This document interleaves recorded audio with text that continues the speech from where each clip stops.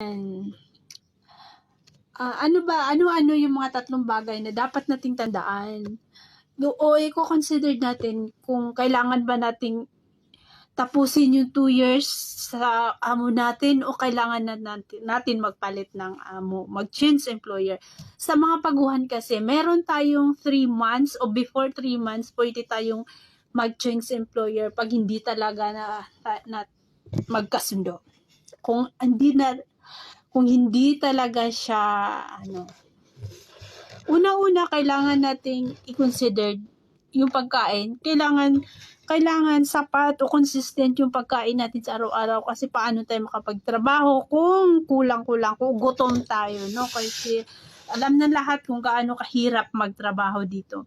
Pangalawa is yung rest time. Kailangan i-consider natin yon na may sapat din tayong pahinga dahil sa kontrata kailangan 8 to 10 continuous hour ang pahinga ng mga katulong. Hindi po pwede katulong tayo hindi na tayo pinagpahinga, hindi naman tayo kalabaw. Pangatlo is yung sweldo. Marami dito yung laging delayed.